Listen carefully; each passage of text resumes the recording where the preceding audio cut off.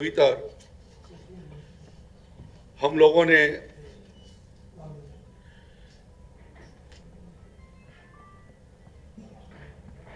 ₹5400 करोड़ रुपए अब तक व्यय कर दिए हैं। इसके अतिरिक्त प्रधानमंत्री फसल बीमा योजना में 303 करोड़ रुपए और विंड्स स्कीम के भीतर सभी विकास खंडों में ऑटोमेटिक वेदर स्टेशन लग रहे हैं और ग्राम पंचायतों में ऑटोमेटिक रेन गेज लगाए जा रहे हैं, तो उनके ऊपर 85 करोड़ रुपया। तो इस तरीके से ये बजट प्राविधान में तो प्रधानमंत्री फसल बीमा योजना थी, लेकिन हमने एक कंडीशन भारत सरकार ने 3-4 ऑप्शन बीमा कंपनियों के पास रखे थे कि यदि 80% से ज़्यादा से कम का नुकसान आता है तो वह जो हमारा बजट की धनराशि होगी वो बीमा कंपनी हमको वापस कर देगी।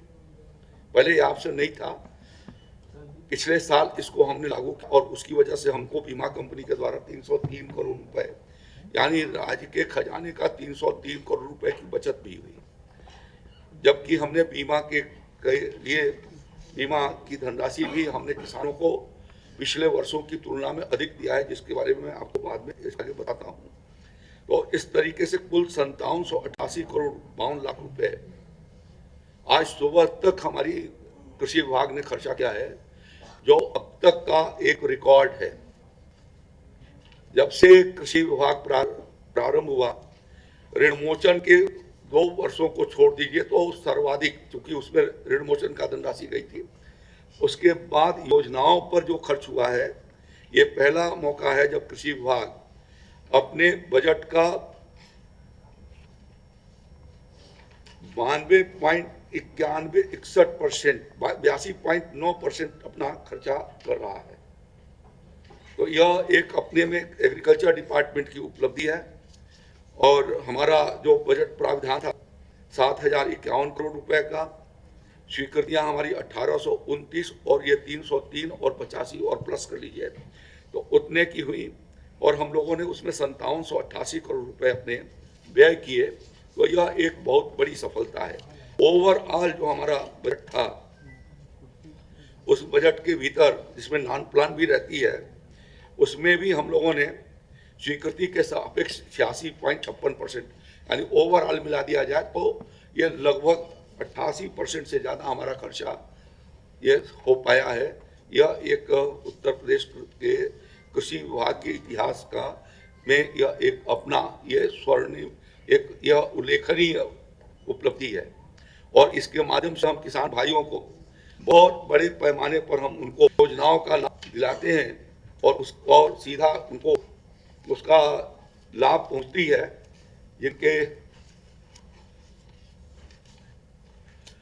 उल्लेख में थोड़ा सा कर देना चाहता हूं कि इस साल हम लोगों ने 11,25,000 किसानों को 50% अनुदान पर बीज उपलब्ध कराया है और 314 करोड़ 31 लाख रुपए उनके खातों में अनुदान के रूप में कृषि विभाग उनको भेजा है।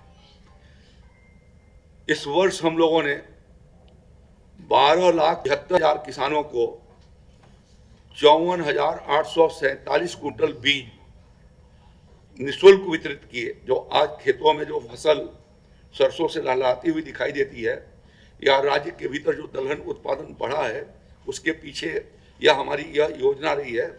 और उस योजना के भीतर हम लोगों ने 54,847 कुंटल बीज निःशुल्क बांटे हैं किसान को। यह भी उत्तर प्रदेश के कृषि विभाग के इतिहास में कभी किसी सरकार के भीतर संभव नहीं रहा, जो योगी आदित्यनाथ जी की सरकार ने इसको पूरा किया है। और 38 करोड़ 74 लाख रुपए का बीज हम लोगों ने निःशुल्क किसानों को वितरित किया।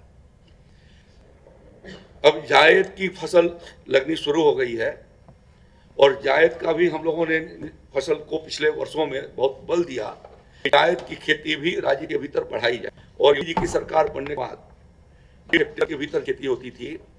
पिछले साल 1,11,30,000 हेक्टेयर से ज्यादा खेती जायद की हुई, और ये इन्हीं इंटरवेंशन से हम आगे की ओर बढ़ा पाए, जिसमें हम लोगों ने पिछले साल 7,123 कुंटल बीज को जायद में बांटे थे और इस साल हमने बढ़ाकर 31,950 कुंटल बीज किसानों को वितरित किए हैं। इसमें मुफ्त 13,500 कुंटल मूंगफली का मुफ्त बीज बांटा है और अंतर फसली के लिए उर्द में भी 16,601 कुंटल, गन्ना के साथ अंतर फसली खेती अभी हम लोगों ने कराई फरवरी महीने में भी, तो उसके अंतर्गत उसका बीज वितरित किया है। उर्द के 15,825 मिनीकेट किसान भाइयों को उपलब्ध करवाए और 2025 का टूअर्स गन्ने का, उसके भीतर 1,77,000 हेक्टेयर में गन्ना किसानों को अंतर फसली खेती सरसों का करने के लिए 5600 कुंटल सरसों का बीज उनको भी उपलब्ध करवाई। तो यह राज्य के तेजी से दलहन और तिलहन का उत्पादन बढ़े, इस दृष्टि से यह हम लोगों ने प्रयास किया है। आप अवगत हैं कि राज्य सरकार उत्तर प्रदेश को बीज में आत्मनिर्भर बनाए जाने की दृष्टि से हम भारत रत्न चौधरी चरण सिंह पार्क भी बना रहे हैं और बनाने के साथ ही हम लोग उसके लिए इस साल 50 करोड़ 84 लाख रुपए भुगतान उनको किया है, ये जो यूपी सीड को, जिससे कि वहाँ का इंफ्रास्ट्रक्चर खड़ा करके और वो आगे की ओर बढ़ा सकें। जो सहमति जो दलहन तिलहन का है वो कल भारत सरकार के हमारे कृषि मंत्री जी ने भेजा, उसका ये पत्र है जिसके आधार पर मैं आपको ये अपना आज प्रेस के माध्यम से ये किसानों को जानकारी हो सके, यह मैं आपको अवगत करा रहा हूँ। सतत निगरानी से राज्य के भीतर इस समय हमारे पास पर्याप्त मात्रा में फर्टिलाइजर है। यूरिया हमारे पास आज की तारीख में 11,26,000 मीट्रिक टन है, डीएपी 5,08,000 मीट्रिक टन है, एनपीके 4,64,000 मीट्रिक टन है, एसपी हमारे पास 3,45,000 मीट्रिक टन है और एमओपी जिसको कहते हैं 98,000 मीट्रिक टन है। तो इस प्रकार से 25,41,000 मीट्रिक टन हमारे पास फर्टिलाइजर आज की तारीख में राज्य के भीतर उपलब्ध है और इसमें सभी 75 जनपदों के भीतर यह मात्रा उपलब्ध है। गत वर्ष इस अवधि में हमारे पास 20,33,000 मीट्रिक टन फर्टिलाइजर था, जिसमें यूरिया 52,52,000 थी, डीएपी 12,04,000 मीट्रिक टन था, एनपीके 2,35,000 मीट्रिक टन था और एसएसपी 2,67,000 मीट्रिक टन था और एमओपी 75,000 मीट्रिक टन था। जो पॉस से वितरण किया गया है फर्टिलाइजर इस साल, वह इस रबी सीजन में 63,34,000 मीट्रिक टन, कल तक हमने 63,34,000 मीट्रिक टन पॉस मशीन के माध्यम से फर्टिलाइजर उपलब्ध कराया।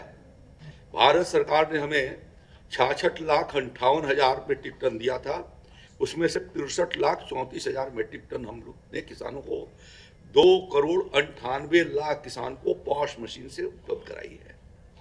तो एग्रीकल्चर डिपार्टमेंट का सारा काम आज डिजिटल माध्यम से चल रहा है और इस काम के डिटेल्स की जानकारी हमारे पास प्राप्त हो जाती है और किसान को जो एक हम लोगों ने उसके लिए मानक भी तय कर रखा है वैज्ञानिकों से विचार विमर्श करने के बाद कि प्रति हेक्टेयर अधिकतम कितना डीएपी कितना यूरिया का उपयोग हो, डीएपी या और फास्फेटिक फर्टिलाइजर मिलाकर के 5 बैग और यूरिया 7 बैग या के माध्यम से किसान अपने जोत के मुताबिक उसके अनुपात में वो वहां से प्राप्त कर सकता है। कोऑपरेटिव सेक्टर के पास जो हमारी आज की जो फर्टिलाइजर जो मैंने बताया उपलब्ध है, उसमें से जो आपको जानकारी है 12,52,000, उसमें सहकारिता क्षेत्र के पास 3,95,403 मीट्रिक टन यूरिया पास उपलब्ध है। निजी लाइसेंसियों के पास 7,26,000 मीट्रिक टन है, 12,64 मीट्रिक टन यह वहां पर उपलब्ध है। इसी डीएपी सहकारिता क्षेत्र के भीतर 2,42,364 मीट्रिक टन और प्राइवेट 2,69,016 मीट्रिक टन, कुल 5,11,380 मीट्रिक टन ये हमारे पास, जैसा मैंने बताया कि आपको उपलब्ध है। और एनपी के भी सहकारिता क्षेत्र के पास 1,61,338 और निजी क्षेत्र के पास 3,06,21 मीट्रिक टन, कुल 4,64,959 मीट्रिक टन है। तो हमारा ये प्रयास है कि हम खरीफ के तैयारी की दृष्टि से यह हमने एडवांस जो है अपने पास स्टोर करके रखा है, जिससे कहीं पर भी किसी किसान को पैनिक या अफवाहों के भीतर जाने की जरूरत नहीं होगी।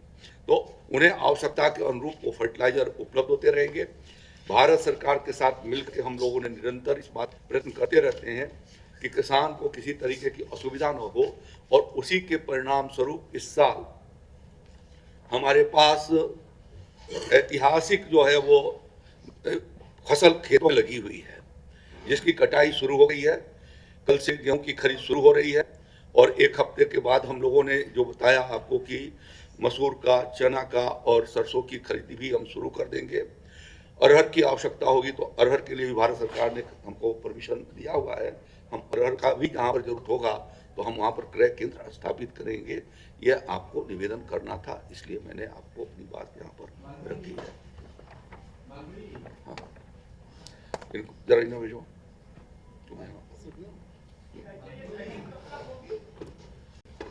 ये खरीद जो है वो 30 जून तक होगी। ये खरीद, गेहूं की खरीद 15 जून तक होगी। जो आज मैंने बताया चना, मसूर और सरसों की खरीद, ये होगी 30 जून तक।